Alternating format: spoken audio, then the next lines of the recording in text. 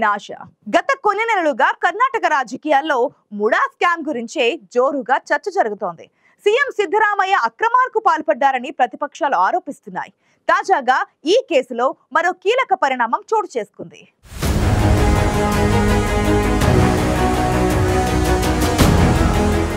MUDA scam కేసులో governor విచారణకు ఆదేశించడంపై CM Siddaramaiah హైకోర్టును ఆశ్రయించగా న్యాయస్థానం గవర్నర్ ఆదేశాన్ని సమర్థించడంతో సిద్ధరామయ్యకు చుక్కెదురైంది.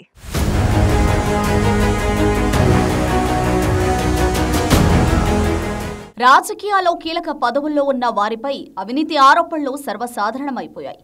ముఖ్యంగా ఆయా రాష్ట్రాలకు సీఎంలుగా పనిచేసిన వారిపై అక్రమాలకు పాల్పడ్డారనే ఆరోపణలు ఎక్కువగా వినిపిస్తున్నాయి.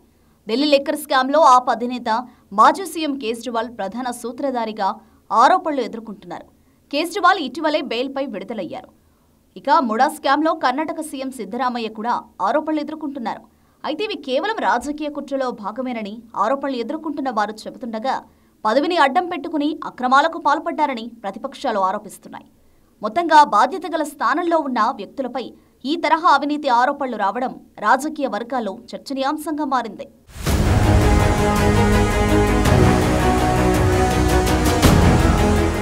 కర్ణాటక సీఎం సిద్ధరామయ్య భార్య పార్వతమ్మ పేరిట మైసూరు ప్రాంతంలో ఉన్న భూములను గతంలో అభివృద్ధి పనుల కోసం ముడా సేకరించింది. పరిహారంగా పార్వతమ్మకు మైసూరు, విజయనగరంలో కొంత స్థలం కేటాయించింది. ముఖ్యమంత్రి సిద్ధరామయ్య మౌఖిక ఆదేశాలతోనే ముడా అధికారులు ఆమెకు ఖరీదైన ప్రాంతాల్లో విలువైన స్థలాలు కట్టబెట్టారని ప్రతిపక్ష బీజేపీ, జేడీఎస్ ఆరోపించాయి. ఇవి ఆరోపణలతో ముగ్గురు సామాజిక కార్యకర్తలు ఎస్పీ ప్రదీప్ కుమార్, టీజే అబ్రహం, స్నేహమయ్య కృష్ణ గవర్నర్కు ఫిర్యాదు చేశారు. ఈ వ్యవహారంలో ఎందుకు విచారణకు ఆదేశించకూడదో తెలపాలని తొలుత సీఎంకు షోకాజ్ నోటీసులు ఇచ్చిన గవర్నర్ తర్వాత సిద్ధరామయ్యపై విచారణకు అనుమతి మంజూరు చేశారు.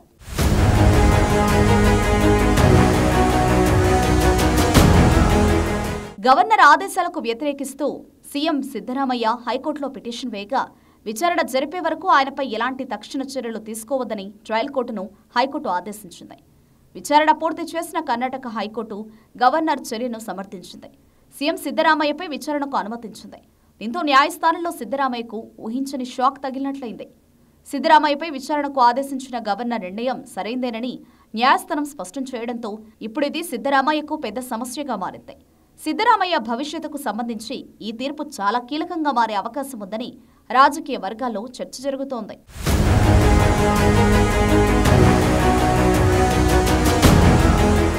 కర్ణాటక గవర్నర్ ఆదేశాల ప్రకారం సిద్ధరామయ్య విచారణకు ఎదుర్కోవాల్సి వస్తే తప్పకుండా రాజీనామా చేయాలన్న డిమాండ్ విపక్షాల నుంచే కాకుండా స్వపక్షం నుంచి వ్యక్తమయ్యే అవకాశాలున్నాయి. ప్రస్తుతం ముఖ్యమంత్రి పదవిని ఆశిస్తున్న ఎంతో మంది ఈ తీర్పు నేపథ్యంలో రానున్న రోజుల్లో స్పందించే అవకాశాలు కూడా కనిపిస్తున్నాయి. మరోవైపు ఇప్పటికే సీఎం పదవికి సిద్ధరామయ్య రాజీనామా చేయాలంటూ బీజేపీ డిమాండ్ చేస్తోంది.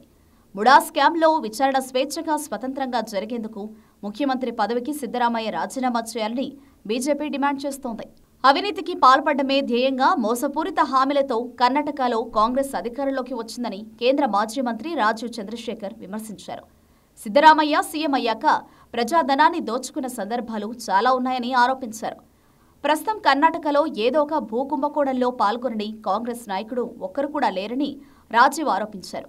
ఇక దళితులకు సంబంధించిన భూమిని సిద్ధరామయ్య భార్యకు కేటాయించారని, ఆయన సీఎం పదవిని దుర్వినియోగం చేశారని కేంద్ర మంత్రి శోభా కరంద్లాజే ఆరోపించారు. సిద్ధరామయ్య వెంటనే సీఎం పదవికి రాజీనామా చేయాలని డిమాండ్ చేశారు.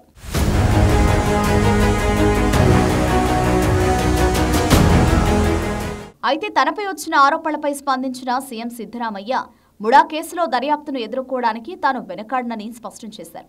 అయితే అలాంటి దర్యాప్తుకు చట్ట ప్రకారం అనుమతి ఉందో లేదో అనే విషయంలో న్యాయ నిపుణులను సంప్రదించి తర్వాత కార్యాచరణపై నిర్ణయం తీసుకుంటారని సిద్ధరామయ్య వెల్లడించారు. రానున్న కొన్ని రోజుల్లోనే నిజం బయటకు వస్తుందని, సెక్షన్ 17A కింద దర్యాప్తు రద్దవుతుందని ఆశిస్తున్నట్లు తెలిపారు. ఈ రాజకీయ పోరాటంలో ప్రజలు తన వెంటే ఉన్నారని, వారి ఆశీర్వాదాలే తనకు రక్ష అని అన్నారు. తాను చట్టాన్ని, రాజ్యాంగాన్ని నమ్ముతున్నారని, ఈ పోరాటంలో చివరకు గెలిచేది న్యాయమేనని సిద్ధరామయ్య స్పష్టం చేశారు.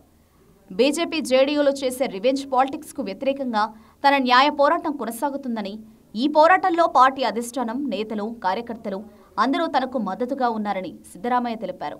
మొత్తంగా ముడా స్కామ్ వ్యవహారం కర్ణాటకలో హాట్ టాపిక్గా మారింది. ఇప్పటికే కర్ణాటక రాజకీయాలను షేక్ చేస్తున్న ముడా స్కామ్ చివరకు ఎలాంటి పరిణామాలకు దారితీస్తుందనేది ఆసక్తికరంగా మారింది.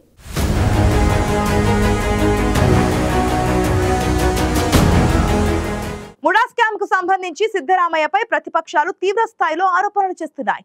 కానీ తానేం తప్పు చేయలేదంటూ సిద్ధరామయ్య వారికి కౌంటర్ ఇస్తున్నారు. తాజాగా గవర్నర్ విచారణకు ఆదేశించడాన్ని న్యాయస్థానం సమర్థించడంతో సిద్ధరామయ్య వ్యూహం ఏంటనేది ఉత్కంఠభరితంగా మారింది.